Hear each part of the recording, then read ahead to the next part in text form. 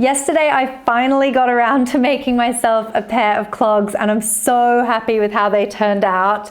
I got these little wooden clogs from Etsy. I used a really beautiful shearling for the insole, which just makes them really nice and comfy on the inside. And I used a vegetable tanned leather, which I wet molded to get the shape of the upper. And I'm so excited to show you how to do that because it's so easy and so satisfying. I also used upholstery tacks to attach the upper to the sole, and I just hammered them in using a rubber mallet. Now the backstory behind this particular clog is that I had a little bit of an accident on the weekend, leaving my toe all bandaged up and not able to fit in any of my shoes. So I figured this is a perfect opportunity to turn a negative into a positive and to make myself a pair of clogs with a super deep toe box, giving me lots of space to fit my foot inside. Now the first thing I had to do before I started this project was find the right last. So I've got in front of me a couple of different lasts and I just wanted to show you what I decided on. So these wooden lasts are actually exactly the same shape as this plastic last, but this one, as you can see, has already been semi-built up. You can see from underneath there's 2 layers of veg tan under those 2 areas, and there's another layer of veg tan here at the front, which is giving us some extra depth to the last. You can see it's obviously made it much wider than its original shape, which was this one. The other thing I just needed to check is, like, how does it actually fit on the pitch of this clog that I've got? So essentially it doesn't really fit, but it also kind of does. Lengthwise, pretty perfect, so I'm happy with that. But you can see I've got this gap here, which if I was making like a normal shoe, I wouldn't really want to have that gap. So I had to sort of assess whether this is good enough or not really workable. I decided it was good enough, and I'll sort of explain to you why. The first reason being is that I really want the inside of these clogs to be quite roomy, much roomier than normal. And the other reason is because I wanted to put a shearling insole inside, which takes up quite a bit of space because it's obviously quite thick. So I kind of decided that that was going to be fine for this type of shoe. But if I was making a very structured shoe, I would say, that doesn't really work. You really need your last to fit the base pretty perfectly. But for what I'm doing, it's absolutely fine. And just before I move on, I just want to point out the only reason I'm using a last at all is because I'm doing a closed toe mule. If I was just doing like 2 straps or anything open toe, I would just be going straight over my foot. So with that in mind, I decided to go for it with these lasts, but I knew that I needed to add extra build up to the toe. So even though this has started to be built up with veg tan leather, I'm going to continue building it up with cork, because I guess when these were built up last time, we didn't have this cork yet, but building up with cork is so good. It's really fast, and you just get a really nice build up. So I basically want to now replicate what I've done here onto this other last. So I can tell you what I did. I basically added a small piece of cork on the inside of the toe there, a small strip of cork on the inside there, and then I filled it in with a patch, and then I put another whole patch over the top, and then I've sanded it down into a really nice shape. And I've got this really lovely bulbous toe, and I sanded it in so that I'd get a nice curve here as well, which is quite important for the overall look that I wanted, and also to make sure I had enough space in there for my toe. So let's just start cutting a few pieces out and sticking them down, and really it's the sanding that's gonna do all the work here. I'm gonna use my extra strong glue, and this is the one that I usually use to attach soles. So I'm just gonna kind of paste this all over the side here. And then remember to apply the glue onto your cork as well. Okay, once that's had a few minutes to dry, you can go ahead and stick them down. I always like to try and line up the feather edge and then just kind of wrap any excess around the toe. And you can just see how nicely the cork sort of molds to the shape of the last. If I look at my first one, I can see there's a little gap here at the front that just goes to the leather. So that's why I've kind of left a little gap here as well. Okay, and then filling in that piece at the top, I usually just cut a rough square and kind of place it in there and then just mark on with a pen the bits that you want to get rid of. And you should be able to feel the excess that you don't want. And then we'll go ahead and glue that one in as well. Okay, now that we've got those roughly in place, let's start removing some of the excess. So I've got a safety beveler here and I'm just going to slice right across the top. What we want to remove is the ridges. All right, and then I'm going to use the coarse side of my sanding file to really smooth this out. If you don't have a sanding file, just use sandpaper. Okay, so I've sanded that down really well, but I'm not finished yet because there was still one more layer that I added to this, which was like a big patch right across the top. You can actually see the patch that I cut out there, and I kind of want to mimic that. All right, so then we can go ahead and glue that onto the top. I don't know if you can see this well on camera, but I did sort of curve it over the toe a little bit, just because I really want to build up that toe to be quite bulbous. So rather than putting it sort of on the flat top, I did make sure it sort of went over a little bit like that. And then I'll just do exactly what I did earlier, which is take my safety beveler, or just go straight in with the sandpaper if you don't have one of these or you don't want to use it, and take the sharp edges out. All right, that's looking really good to me. So the other thing I did was I skived a bit of the excess away from the ball of the foot because it was overhanging the clog base a bit. So I'll do the same on this one, just again, so they match.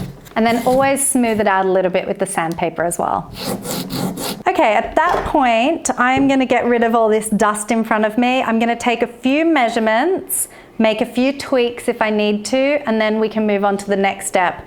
But let's first start by tidying the space in front of me. So I've checked them out and there's really not much in it, but it looks to me like there's a little bit less cork just right here on the toe of the left one than what I've got here. But there's only one way to find out, and that's by taking our tape measure and doing a few measurements. So I'm gonna go with my original one and I'm gonna measure from the top of the last here right down the center and see where it finishes at the end of the toe, which is 17 centimeters pretty much. And then let's see what happens when we do this one. And it's probably 16.6 basically, which kind of confirms what I was thinking, that there needs to be like a little bit more height in that toe area. So I've actually got a little tiny scrap of cork there, and I'm gonna glue that onto that area and then sand it down a little bit more.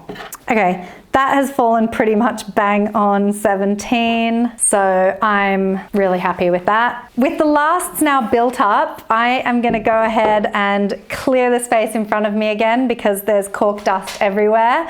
And then we can move on to the next step, which is gonna be making our shearling insole socks.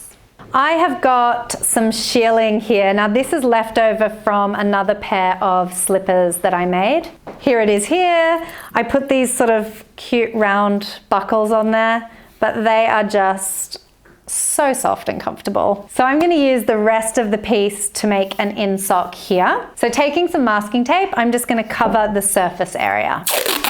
Make sure with each piece that you overlap it a little bit so that it comes off as one piece, and don't wrap the excess over the edge because we're going to want to peel this off in a moment too. Then we're going to want to take a pencil and just run it around the feather edge of the base, and then we can go ahead and peel the whole thing off as one piece and lay it flat on the paper, and then we can go ahead and cut it out. All right, we're almost there. So last but not least, we can go ahead and just glue it in. So I am using the stronger glue again, and I'm just gonna coat the base here right up to the edge. All right, so once they've had a bit of time to dry, we can go ahead and stick them down. So I usually like to start at the back because everything in the toe is going to be sort of hidden inside the shoe anyway. So it's really getting the back pretty perfect that's the priority here. All right, once you're happy with the positioning, just go ahead and give the whole thing a really good squish down to make sure it's secured really nicely all the way around, especially at the edges.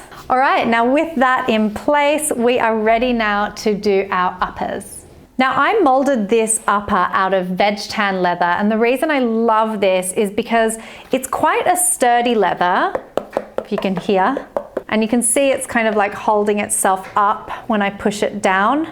And it's completely unlined, but when you wet it, it becomes really, really malleable. So the whole idea is we wet the piece and then sort of mold it around the last to get that lovely shape so that it holds itself up. So let me talk you through how I got this pattern to create this upper piece, because I did go a little bit rogue. So first thing I did was I cut a rough piece of the leather, and in fact it was more of a square shape when I started, and I wet it, which I'll show you how to do in a moment, and I placed it over the top of this piece, making sure I had my last on there. And then after I'd sort of roughly molded this in, I cut around the edges and sort of cut the front as well, so that I knew what shape it wanted to roughly be. So this was, I guess, a trial piece, and it does go to waste, but I used that to create a pattern. And as you can see, when I laid it flat, any bits with overlap on the paper is where I just kind of smoothed it out.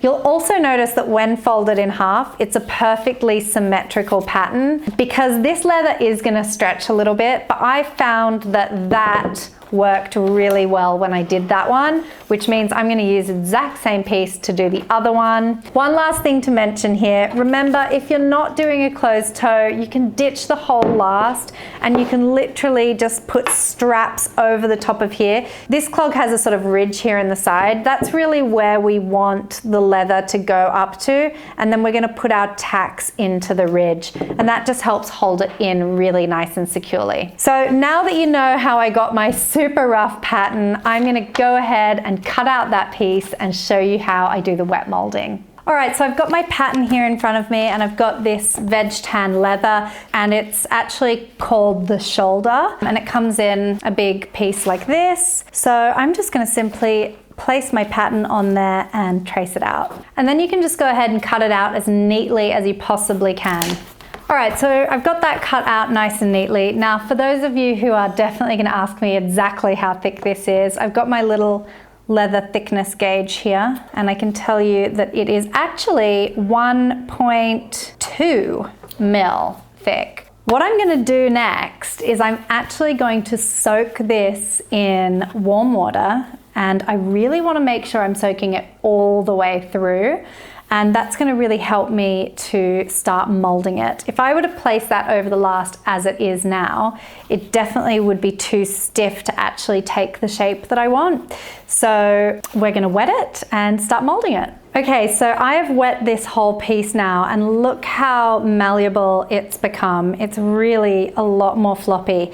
Now, this is actually going to dry after we've molded it quite a lot harder than it was originally, but it does then soften up over time. So here's what I'm going to do. I am going to place my last over the top of my clog, and I'm going to take my awl, and I've actually marked onto this pattern little marks where I want all the little tacks to go.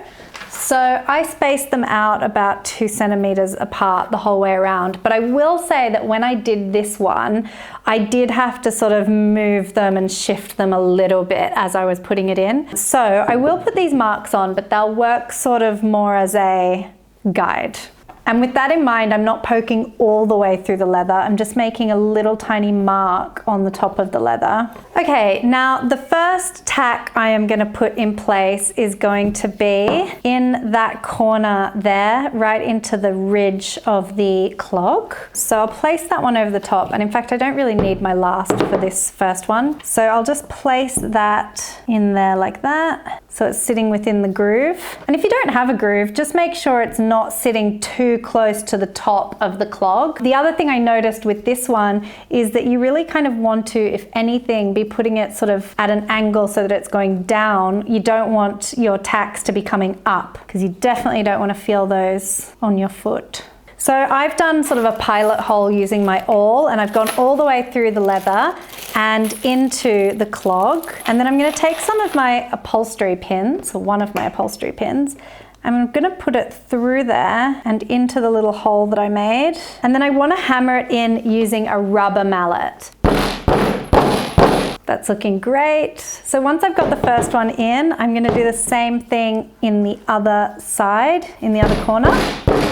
Okay, so that's those two in place. Now I'm gonna slide my last in there and really make sure you push the last as far forward as you can. And you kind of want to use your hand to kind of start to mold that into the curve of the last that we've made. So the next tack I'm going to put in is going to be right at the very front of the toe. So stretching that forward.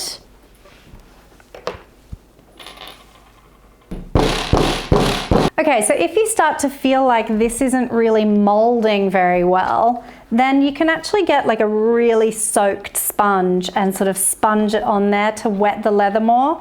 But mine is molding really nicely, so I'm quite happy with that. This technique, this molding technique, doesn't really work with any leather. It does have to be vegetable tanned leather. And then the idea here is that we're kind of stretching the upper over and sort of using our fingers even to just mold it into the shape that we want. The trickiest part is the toe, but as you can see, I'm just sort of training it to naturally go over that toe area. And then once you're pretty happy with that, I would start putting some of the additional little tacks in. So we'll start on the side here, and I'm just really flattening that out. Like a moment ago, there was quite a lot of excess here and it almost looked like it was creating a pleat, but I've just pulled it into place and I'm sort of manipulating the leather to sort of smooth out like that. So it might be a good idea to get one into this curve here now.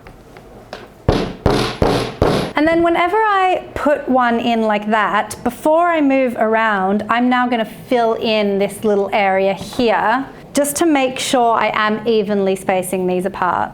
Okay, this is looking really, really good now. I'm gonna do the exact same thing on the other side. Okay, so I've worked my way along the side there and the side there, and I've just been sort of massaging this over as much as I can. We've still got a little bit of wrinkling here, but I think once we actually secure that down with the tacks, it'll be much better. So what I'm gonna do is now get this side to the center, and then I'll get the other side to the center. So I'm just taking my awl and trying to sort of like evenly space them apart and using those initial little dots I did as a guide. Now, in case you're wondering, you can put a little bit of the glue under here just to really secure it down. I don't think that this particularly needs it, but if you're really struggling to get yours to stay put, then you can use a little bit of glue here as well. Okay, that's looking really good so far. And now we just have this last little bit here to do. In fact, I am gonna put a little bit of glue on this side, bear with me. So I'm just gonna take a little bit of the glue and put it around the inside edge and then just into that groove on the clog. So this way we can start to push it down into place, and it should just stay put a little bit better while we're putting those tacks in. That's looking really, really good. Okay, I'm gonna do the toe first because that's the tricky bit. All right, and then I'm just gonna evenly space the tacks at the side there. Now, if you haven't figured this out about me yet, I do go a little bit rogue and do a lot of things by eye, but if you are a bit more meticulous than me, you can of course measure this out properly with a ruler or a tape measure.